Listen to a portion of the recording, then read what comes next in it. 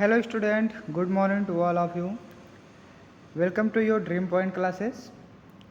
Student, आज हम इस सेकंड क्लास में बात करने वाले हैं डाइजेस्टिव सिस्टम के बारे में, यानी कि पाचन तंत्र के बारे में, जो कि ये क्लास 10th के बोर्ड एग्जामिनेशन के सिलेबस में दिए गए हैं और इसमें से 6 नंबर के भी प्रश्न पूछे जाते हैं बोर्ड एग्जामिनेशन में। तो आज हम इस चैप्टर को बहुत ही विस्तार पूर्वक समझेंगे और उसे हम बोर्ड एग्जामिनेशन में कैसे लिखेंगे ये भी हम आज इस क्लास के माध्यम से समझने वाले हैं। तो जिसके लिए आप लोग वीडियो के लास्ट तक ज़रूर बने रहें और आप लोग सबसे पहले चैनल को सब्सक्राइब करें, लाइक करें, कमेंट करें, शेयर करें, जिससे आपके माध्यम से और भी कई सारे बच्चे इस वीडियो तक वास्तविक हो सकें। तो चलिए हम समय न गवाते हुए इस क्लास को स्टार्ट करते हैं। तो सबसे पहले हम बात करते हैं कि पाचन होता क्या है। तो देखिए, पाचन हम जो भी खाद्य पदार्थ ग्रहण करते हैं वो आमाशय में जाता है। आमाशय में जाने के बाद उसके अंदर की जो प्रक्रिया होती है, जो हमारे पेप्सिन, एचसीएल ये सब अपने जो काम करते हैं, और जो गाल ब्लैडर होते हैं यानी कि पित्त, वो भी जो अपने जठर रस को छोड़ते हैं, वो उसके बाद हमारा भोजन जो होता है क्या होता है, सही तरीके से पच जाता है।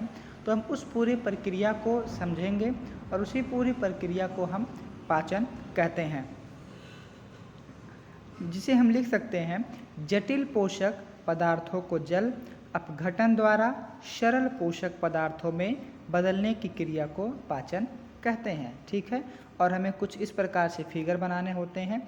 ये क्या है, पाचन के जो मुख्य अंग होते हैं उनका नाम है। तो देखिए, सबसे पहले पाचन भोजन ग्रहण करने के लिए माउथ होता है। फिर माउथ में तो आप भोजन ग्रहण करते हैं, उसके बाद वो ग्रास नली में जाती है। ठीक, ग्रास नली से होते हुए वो क्रमकुंचन करते हुए आमाशय में जाता है, यानी कि पेट में। आमाशय के बाद फिर यकृत होता है, ये भी बहुत ही सहयोग देता है।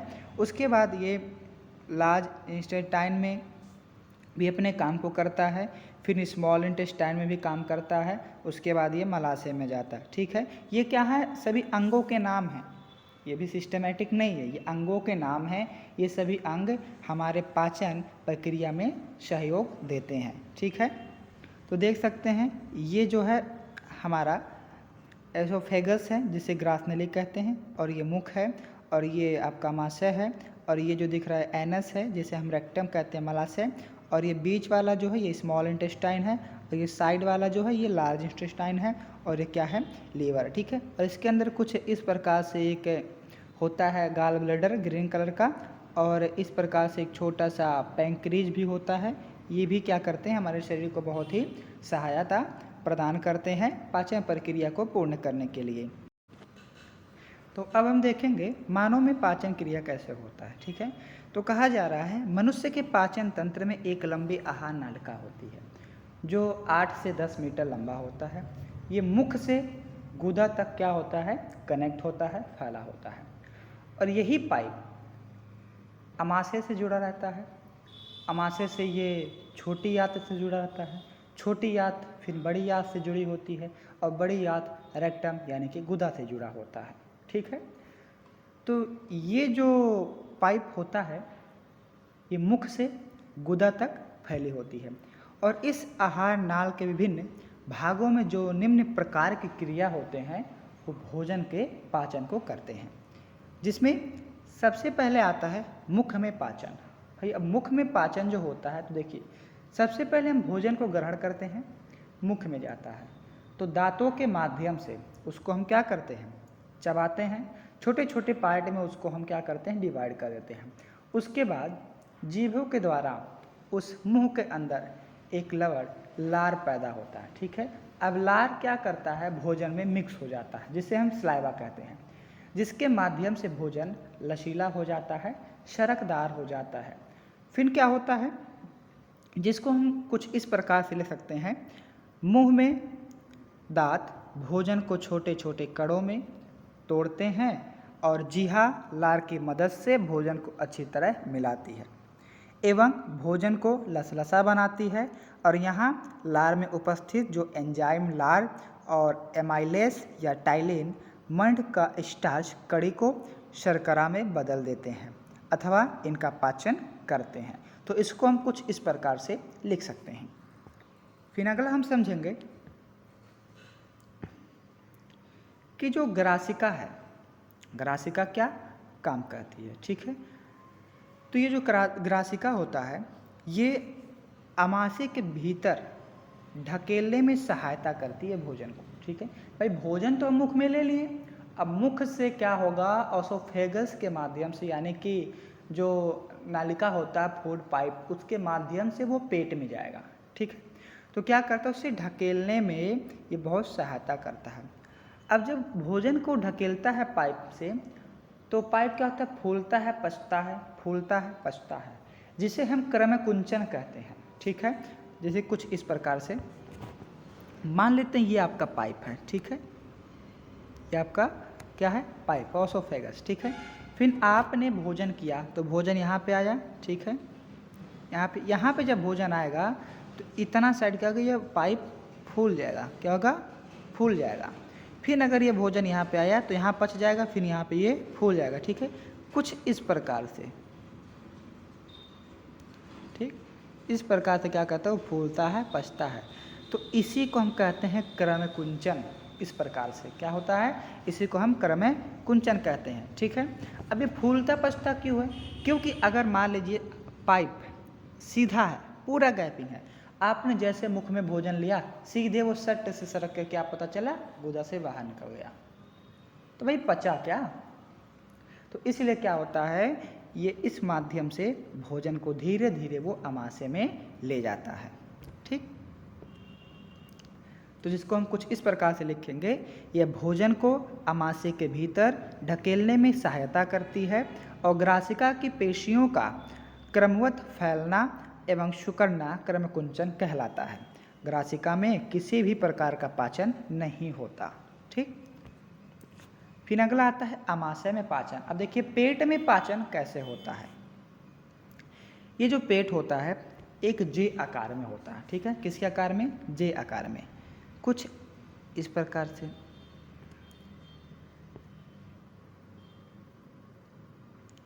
इस प्रकार से होता है ना, तो इसी प्रकार से क्या होता है, जे होता है। इसलिए इसको कहते हैं जे आकार का थैलानुमा संरचना होता है, यानी कि जे के शेप में ये जो आमाशय होता है वो होता है जे के आकार में। और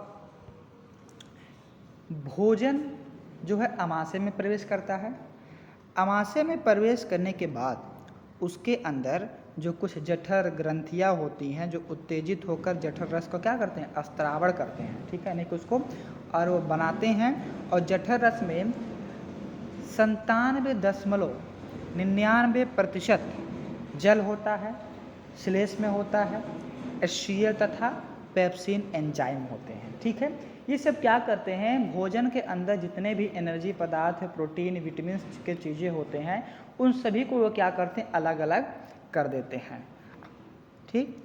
और HCl की उपस्थिति के कारण जो रस होता है वो अम्लीय हो जाता है, ठीक है। HCl को पूरा कहते हैं हम लोग हाइड्रोक्लोरिक एसिड। ये बहुत ही खतरनाक एसिड होता है जो कि ये मनुष्य के आमाशय में पाया जाता है। तो जिसको हम लिख सकते हैं कुछ इस प्रकार से, यह जे आकार की थैली नुमा संरचना होती है। भोजन के आमाशय में प्रवेश करने पर जठर ग्रंथियां उत्तेजित होकर जठर रस का स्त्रावण करती हैं। जठर रस में 97.99% जल, श्लेष्मा, HCl तथा पेप्सिन एंजाइम होते हैं। वयस्क मनुष्य में रेनिन का अभाव होता है। HCl की उपस्थिति के कारण ज्वर रस अम्लीय होते हैं, ठीक। तो आगे बढ़ते हैं हम। अब आता है HCl अपना निम्न कार्य जो करते हैं वो क्या क्या होते हैं। तो देखिए जब भोजन पेट में जाता है जो HCl होता है ये जो पेप्सिनोजन होता है उसको ये सक्रिय करता है और पेप्सिन में बदल देता है, ठीक है। क्या करता है, पेप्सिनोजन को ये पेप्सिन में बदल देता है और जो भोजन के साथ आए जीवाणु होते हैं एवं जो सूक्ष्म जीवों को क्या करते हैं वो मारता है, यानी कि जितने बैक्टीरिया होते हैं भोजन में क्या करता है वो उसको मारता है। कौन, हाइड्रोक्लोरिक एसिड। और ये भोजन को सड़ने से रोकता है और भोजन को कठोर भागों में क्या करता है, घोलता है। और ये देखिए सबसे मेन चीज़ है कि हमारे आमाशय में जो भोजन होता है वो 3 से 4 घंटे तक रुकता है, 3 से 4 घंटे तक रुकता है। उसकी प्रक्रिया में समय लग जाता है 3 से 4 घंटे, इसलिए आमाशय में भोजन 3 से 4 घंटे तक वो रोकता है। फिर उसके बाद जो अधपचा भोजन होता है वो धीरे धीरे ग्रहणी में क्या करता है, ढकेल दिया जाता है। ठीक, तो अब देखते हैं पाचन क्रिया छोटी आंत में कैसे होती है। भाई देखिए, आमाशय में उसकी क्रिया हुआ, आमाशय में होने के बाद जो पचन हुआ थोड़ा बहुत आमाशय में हुआ, फिर उसके बाद वो ग्रहणी में धीरे धीरे ढकेल दिया गया, फिर वो कहाँ आया, छोटी आंत में। ठीक है, अब छोटी आंत में जब वो आया, अब ये जो छोटी आंत होता है ये आहार नाल का सबसे बड़ा भाग होता है। क्या होता है, आहार नाल का सबसे बड़ा भाग होता है, जो कि ये 20 से 21 फीट का होता है। जी हाँ, ये क्या होता है, 20 से 21 फीट का होता है ये स्मॉल इंटेस्टाइन यानी कि छोटी आंत। और जो हमारी बड़ी आंत होती है वो 1 मीटर तक का होता है। ठीक है, वो कितने का होता है, 1 मीटर होता है बड़ी आंत, और 20 से 21 फीट होती है छोटी आंत। अब देखिए, सबसे बड़ा छोटी आंत है लेकिन उसे बड़ी आंत नहीं कह सकते, और सबसे छोटा बड़ी आंत है लेकिन उसे छोटी आंत नहीं कह सकते। क्यों, क्योंकि जो छोटी आंत होती है वो पतली होती है, इसलिए उसको हम छोटी आंत कहते हैं, और जो बड़ी आंत होती है वो थोड़ी चौड़ी होती है, इसलिए उसको हम बड़ी आंत कहते हैं। ठीक है, तो ये जो हमारी छोटी आंत होती है ये आहार नाल का सबसे बड़ा और अत्यधिक कुंडलित भाग होता है। ठीक है, भोजन का जो पाचन होता है मुख्य रूप से छोटी आंत के अंदर ही हो जाता है। ठीक है, और छोटी आंत में जो कार्बोहाइड्रेट, प्रोटीन और वसा जो होते हैं वो पूर्ण तरीके से पाचन हो जाता है। ठीक है, ग्रहणी में जो पित्त रस और अग्नाशयीय रस जो होता है ये भोजन के साथ क्या करते हैं, मिलते हैं और आंतों का रस ग्रहणी की दीवारों से स्रावित हो जाता है। ठीक है, जिसको हम इस प्रकार से ले सकते हैं, छोटी आंत आहार नाल का सबसे बड़ा और अत्यधिक कुंडलित भाग है। भोजन का पाचन मुख्य रूप से छोटी आंत के ग्रहणी भाग में होता है। छोटी आंत में कार्बोहाइड्रेट, प्रोटीन और वसा का पूर्ण पाचन होता है, और ग्रहणी में पित्त रस और अग्न्याशय रस भोजन के साथ मिलते हैं। आंतों का रस ग्रहणी की दीवारों से स्रावित होता है।